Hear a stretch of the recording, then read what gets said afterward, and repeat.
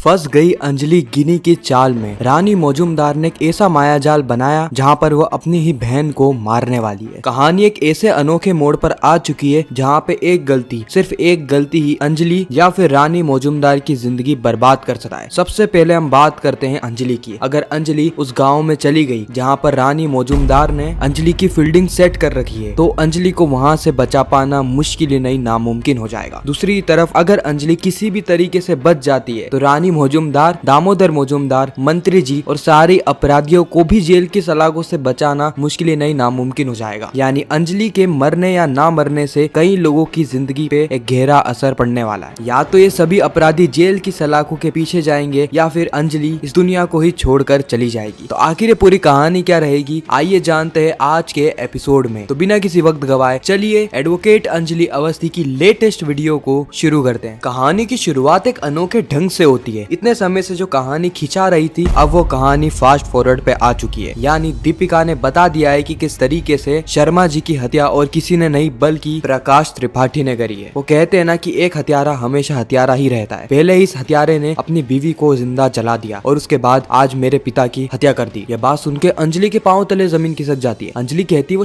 शर्मा जी तुम्हारे पिता थे? दीपिका कहती है कि हाँ अंजलि जी, वो शर्मा जी मेरे पिता थे जिन्होंने जिंदगी भर ईमानदारी का काम किया। उनको लाखों करोड़ों के ऑफर आए लेकिन उसके बावजूद भी उन्होंने हमेशा ईमानदारी को चुना और आखिर में उन्हें क्या मिला? मौत। मैं सारे ही सच कबूलने के लिए तैयार हूँ एडवोकेट अंजलि अवस्थी जी। जहाँ पर बोलेंगे आप, मैं वहाँ पर कबूलने को तैयार हूँ। और अगर इस बीच में मेरी मौत भी हो जाती है ना तो मुझे कुछ गम नहीं रहेगा, लेकिन अगर ये मुजरिम इधर उधर घूमते रहे तो मैं कभी भी अपने आप को माफ नहीं कर पाऊंगी। अंजलि कहती है कि तुम्हारे पिता के बारे में सुन के मुझे दुख हुआ, लेकिन तुम चिंता मत करना क्योंकि इन मुजरिमों को जेल की सलाखों के पीछे भिजवाने की गारंटी मेरी। थोड़ी ही दूर भजन सिंह खड़ा होता है जो कि ये सारी ही बातें सुन लेता है। वो तुरंत कॉल करके मंत्री जी को सारी खबर दे देता है कि दीपिका ने पलटी इसलिए मारी क्योंकि प्रकाश त्रिपाठी ने दीपिका के पिता की हत्या कर दी। मंत्री जी कहते हैं कि जल्दी से जल्दी उस दीपिका को ठिकाने लगाना होगा, क्योंकि अगर ऐसा नहीं होगा तो वो एडवोकेट अंजलि अवस्थी कोर्ट में इसे गवाह की तरह पेश करेगी और हम सभी का गेम खराब हो जाएगा। जल्दी से जल्दी कुछ करो भजन सिंह, कुछ करो। अंजलि और सर पंकज पुरोहित सीधे पहुंच जाते हैं हवेली में, जहाँ पर मौजूद होता है प्रकाश त्रिपाठी जो कि मजे से चेस खेल रहा था। पंकज सर यहाँ पे अरेस्ट वारंट लेकर आते हैं, लेकिन भजन सिंह ने तो पहले से ही बेल के पेपर्स तैयार करा रखे थे, इसीलिए प्रकाश त्रिपाठी को जेल नहीं होती है। लेकिन यह मुजरिम ज्यादा समय तक बाहर नहीं रहने वाला। सर पंकज पुरोहित बताते हैं कि किस तरीके से दामोदर मौजूमदार के अड्डे में से 16 से ज्यादा लड़कियों को रेस्क्यू किया गया है। ये बात सुन के अंजलि बहुत ज्यादा खुश होती है, क्योंकि यही तो अंजलि का सपना था कि इन सारी ही लड़कियों को बचाया जाए, उनकी जिंदगी बर्बाद होने से बचाया जाए, वह अपनी जिंदगी इन दरिंदों से दूर जिए, आजादी से जिए। और इसीलिए अंजलि इस खुशी के अवसर पे पूरे ही मीडिया वालों को बुलाती है और न केवल उन्हें बुलाती है बल्कि उनके सामने प्राउडली कहती है कि हमने गुंडों के अड्डे से 16 लड़कियों को रेस्क्यू किया है। यह बात इस वक्त न्यूज चैनल पे वायरल हो रही थी। मंत्री जी तक भी ये बात पहुंच जाती है। फिर होना क्या था, मंत्री जी सीधे करते हैं गिनी सिंह राजपूत को फोन, या फिर हम कहें कि रानी मौजूमदार को कॉल। रानी मौजूमदार अपने साथियों के साथ एक प्लान बनाती है कि वह एडवोकेट अंजलि अवस्थी को एक सुनसान जगह पर बुलाएगी, यह कहकर कि इस अड्डे के अंदर कई सारी लड़कियों को बेचा जा रहा है, उनका चालान किया जा रहा है। अंजलि वहाँ पर जाएगी उन्हें बचाने के लिए और आखिर में वहाँ पर मौजूद होंगे दामोदर मौजूमदार के गुंडे, जो कि सही मौका देकर एडवोकेट अंजलि अवस्थी को जान से मार देंगे, उसे अपने रास्ते से हटा देंगे, जिसके बाद पैसे वैसे खिलाकर थोड़े ऊपर नीचे बातचीत करके ये केस को भी दबा देंगे। तो खैर यही कहानी है जो कि हमें आने वाले एपिसोड्स में देखने को मिलने वाली है। आप कितना ज्यादा एक्साइटेड है आने वाले एपिसोड्स को लेकर कमेंट सेक्शन में जरूर बताना। मैं मिलता हूँ किसी नेक्स्ट इंटरेस्टिंग वीडियो में, जब तक के लिए गुड बाय।